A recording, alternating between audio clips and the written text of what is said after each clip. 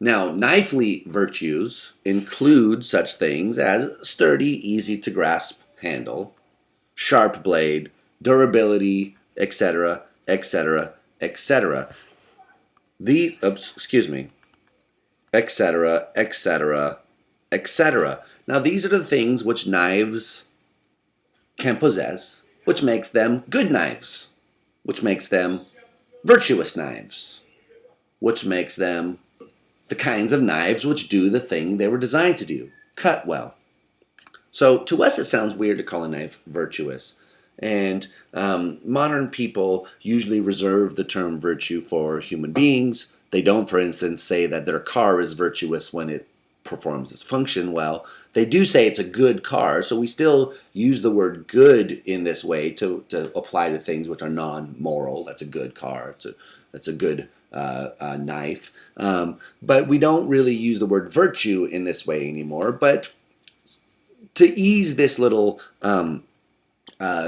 uneasiness, people often translate the word that Aristotle used, which is arete, as excellence. So it's a trait that something has that's a characteristic of an excellent exemplar of the thing in question. So it's an excellence of the knife, and we do it. It's much more natural in English to say that's an excellent knife as opposed to that's a virtuous knife. But it's basically you're saying the same thing. So when Aristotle says that's a virtuous knife, what he means is that's an excellent knife. That's a good knife. It has the qualities that you want a knife to have. Now, of course, the human virtues are not having sturdy, easy to grasp handles or sharp blades or durability.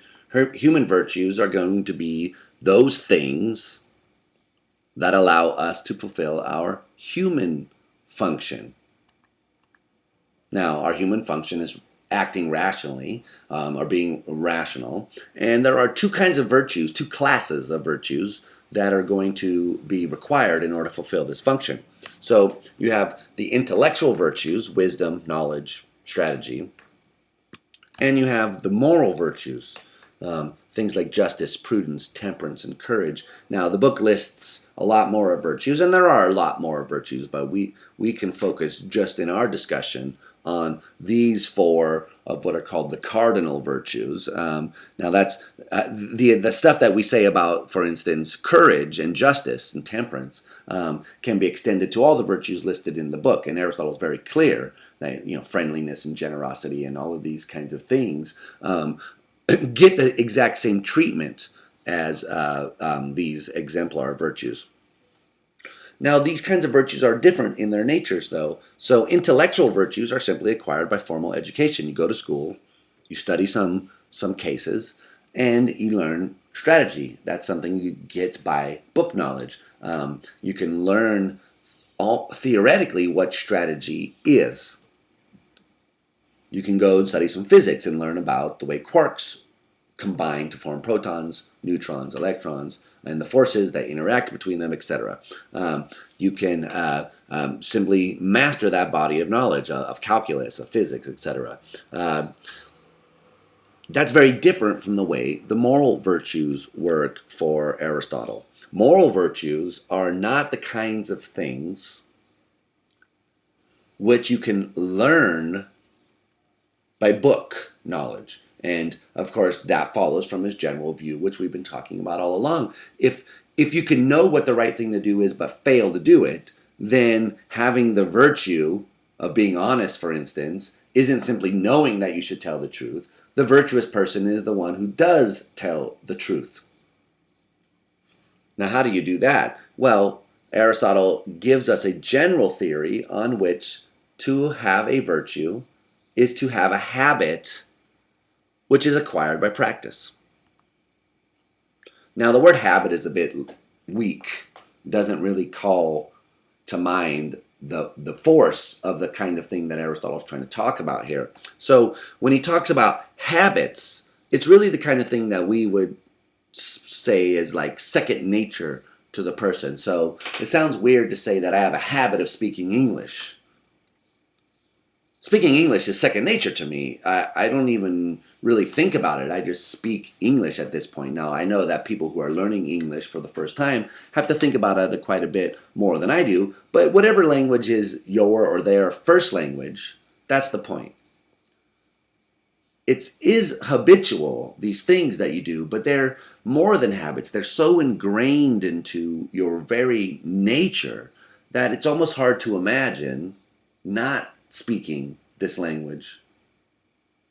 And when you have a virtue, you have a disposition so ingrained into the way that you act, think, and behave that you can't even really imagine it being differently. Although it could have been differently, it can be differently. And if you don't keep up the practice, it will decay over time. But the point is that these things are deep ingrained dispositions into the person's character.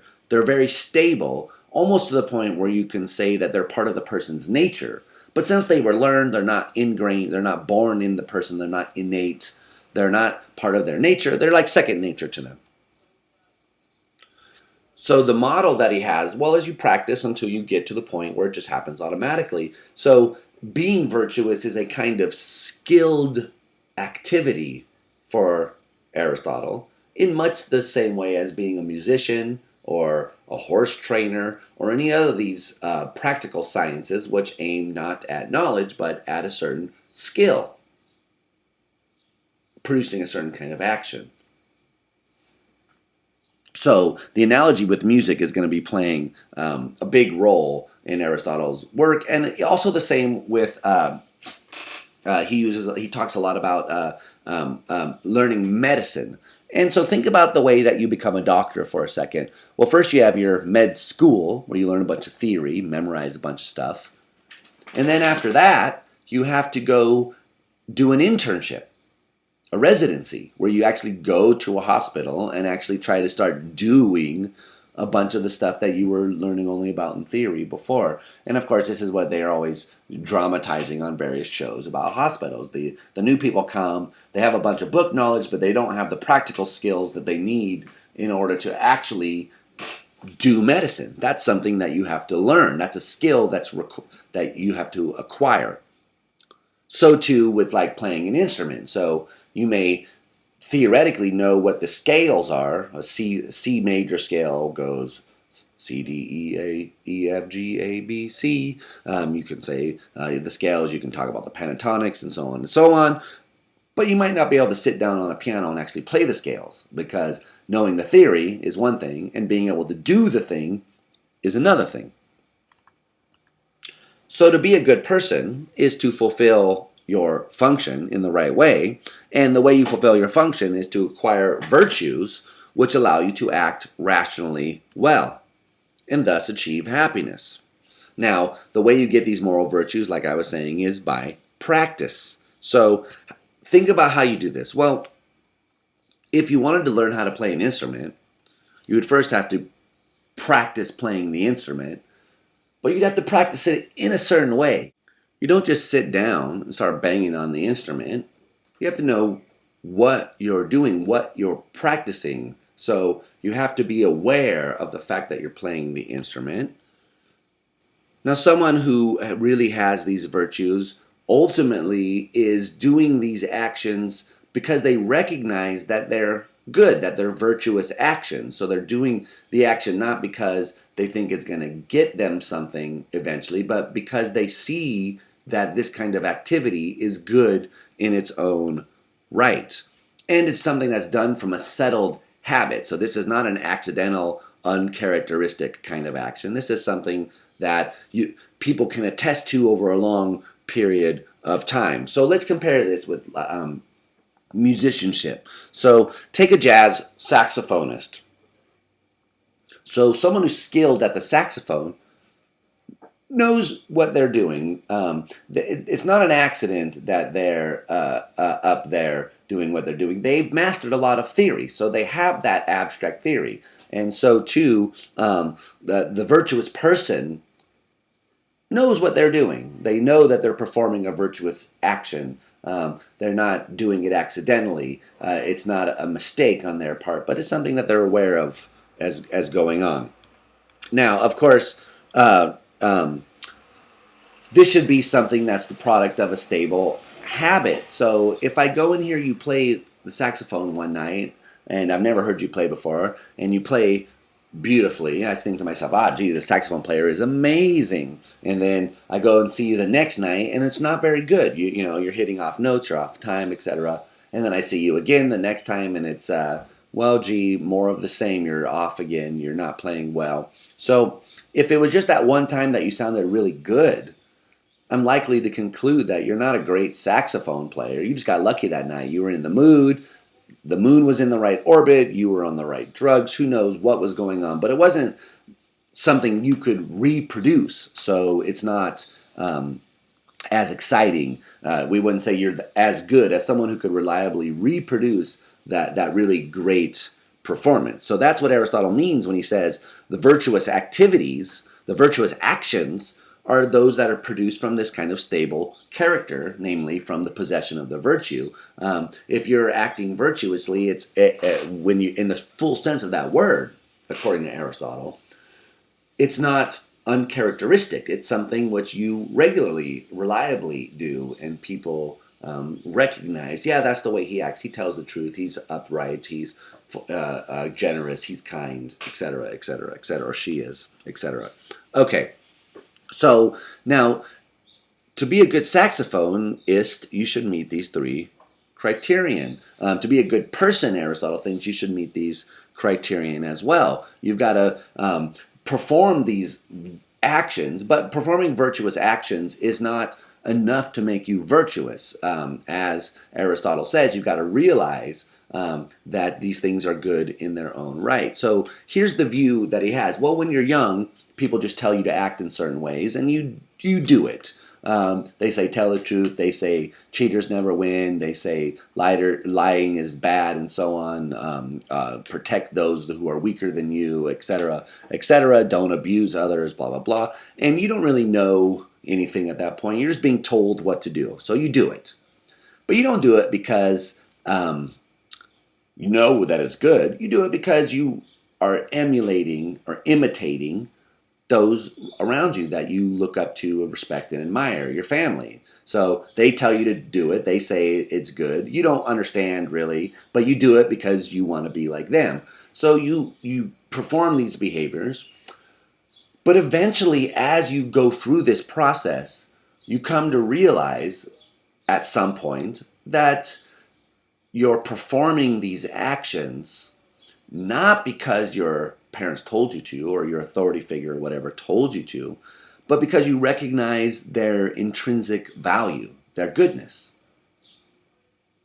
And at that point, you start imitating the good person and start becoming a good person. So again, the analogy with the saxophone is very instructive. So at the beginning of your musical career, you get a teacher, someone who's good already at what they do.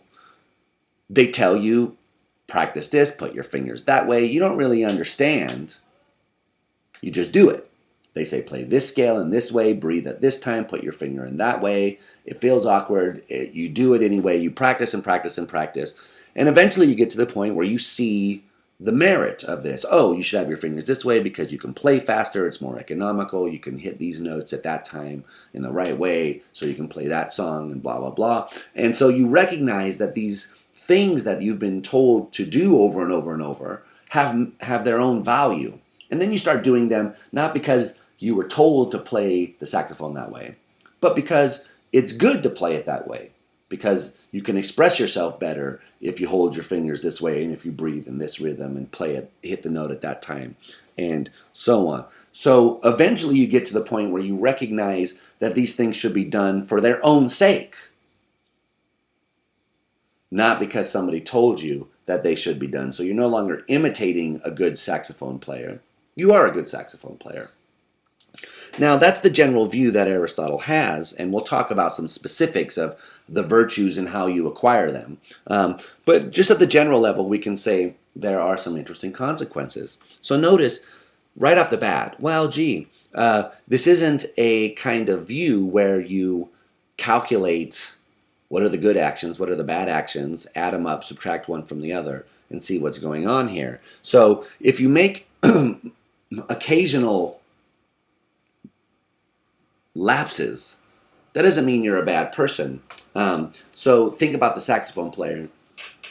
If you're an amazing saxophone player, you're still going to have off days. Maybe you have a cold.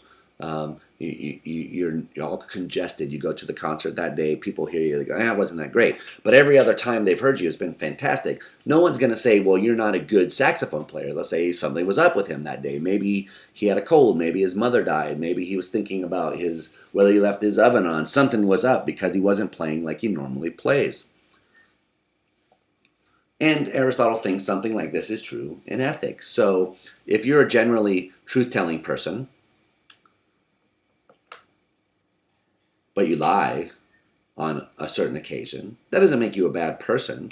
Maybe it's because you're having an off day, right? Even the best of us have off days. Being a virtuous person doesn't mean you're a perfect person. Doesn't mean you never do what's wrong. Just means you rarely do what's wrong, and when you do, it's because something's up, right? There's something going on which is interfering with this well-oiled habit that you've acquired.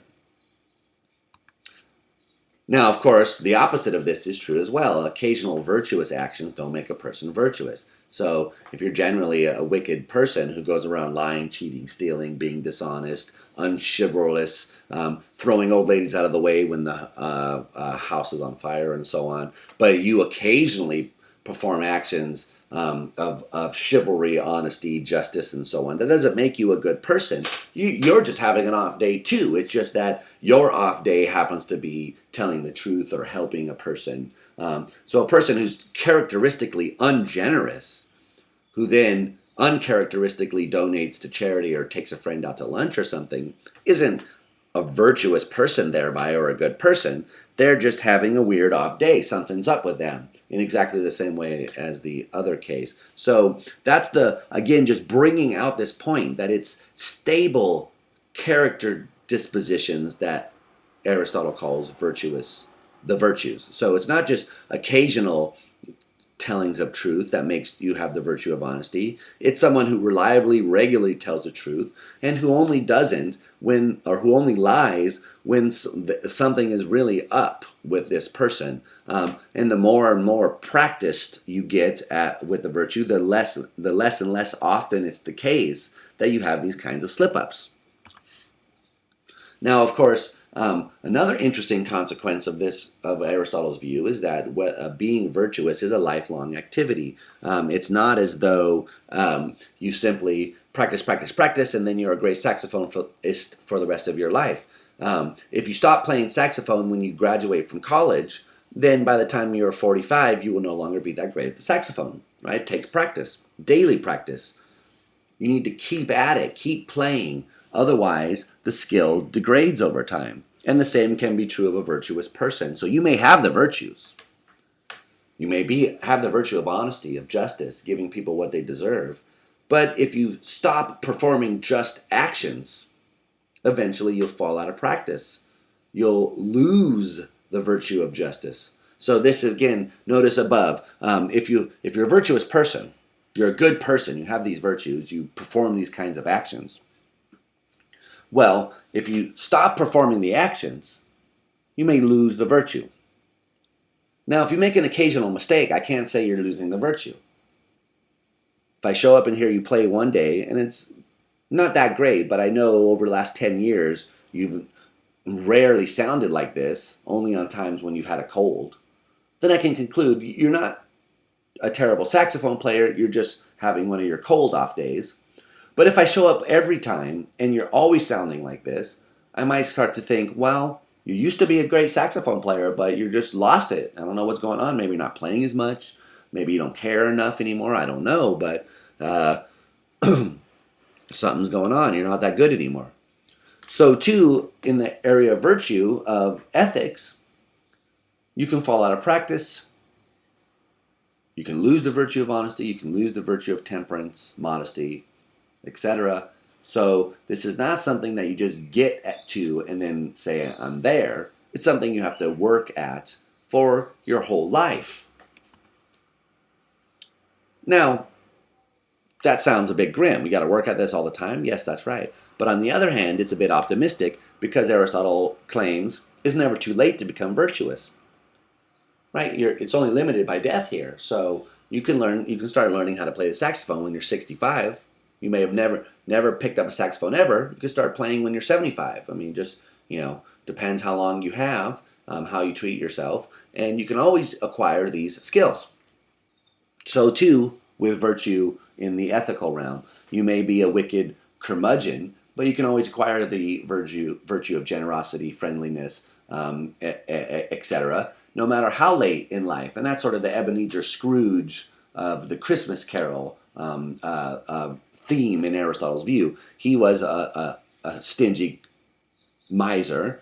He gets the Christmas spirit and buys everyone a turkey and gives people Christmas. Now, of course, on Aristotle's view, we can't tell whether he acquired the virtue of generosity on that occasion unless we know whether he kept that behavior up. And I think according to the story, he's supposed to. At least in Scrooged, the Bill Murray version, he does keep that behavior up, and they show at the end over the course of time he continues this kind of behavior. So if that's the case, then he became virtuous after a life of vice. So it's an optimism in the sense that we can always acquire these virtues even if it happens late in life. Now, of course, it's going to be harder to do it late in life because the vices that you have of dishonesty and so on will have set in, so they'll be hard to change. But it's not impossible because it's not part of your nature, it's just a really ingrained habit. So if you work at it, if you practice, you can turn that around.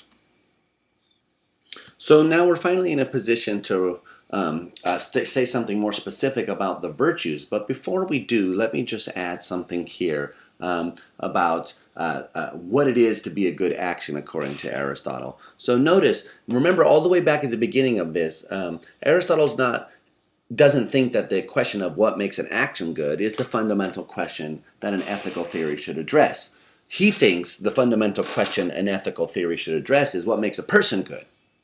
First, you figure out what makes a person good, and then you talk about good actions afterwards. So that's what we've been doing,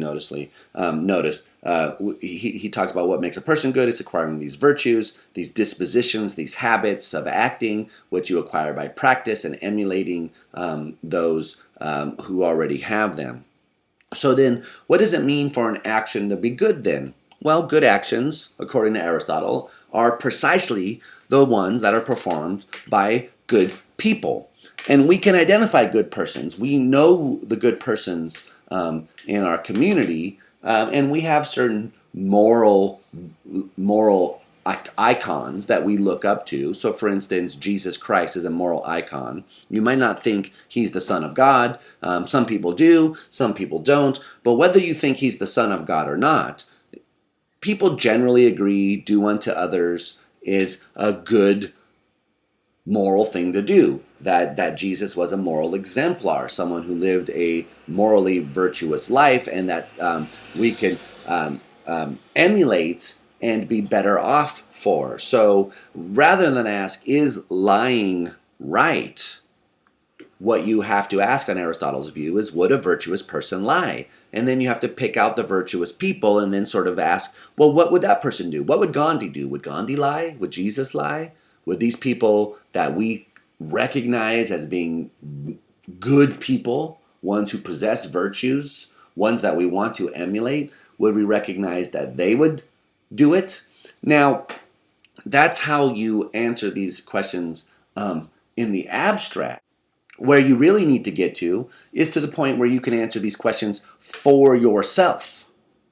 So you can say, well, gee, is it the case that this is a good action or not? Or in other words, what you need to do is acquire the virtues and be able to tell for yourself what these kinds of things are. Now, part of doing that is identifying virtuous people, emulating them, and that's the part of the process we've been focusing on here. Where we're going to turn to in the next week is looking at the specific theory of the virtues that Aristotle gives, how they actually work, how you actually acquire them, what it actually means to say you have the virtue of justice, or temperance or courage, according to Aristotle. This has all been very abstract. But before we move on to that, let me just put a couple of things into context here. So the first thing is, well, since we can identify good persons, and since the way you learn how to be virtuous is first by identifying good persons, the people that are virtuous in your community, and emulating them, it follows for Aristotle that if you don't live in a place that values virtue and is actively seeking virtue, you're going to have a hard time acquiring these virtues. So if you grow up in Nazi Germany, it's going to be very hard for you to become a good person, because the people you'll be emulating are not people with virtues. They are not going to be the kinds of people who foster the kind of behavior which is good. So now that's unfortunate, but that's why it's important that you live in the right kind of city, Aristotle thinks, and that's the connection between ethics and politics. So for Aristotle, the city really exists as a way to help individuals achieve their virtues, or in other words, help them live a happy life. That's the goal of the city, is to foster virtue in its citizens so that the citizens of the city can live well, do well at life, be happy, in other words. So politics and ethics are connected in this way. It's important that you have the right kind of government, the right kind of city life be available so that you can flourish and do well at life. So that you don't have, grow up in a fascist society, et cetera, and et cetera. So it really does matter what kind of company you keep, and that's just because, at the earliest stages of your life, the people you emulate and look up to are the people that your family. And if you grow up in a wicked family, you're doomed from the beginning. It's not going to be, it's not impossible for you to acquire the virtues. It's just going to be very hard for you to do it. Okay, so now let's turn to looking at the specific theory that Aristotle gives of the virtues.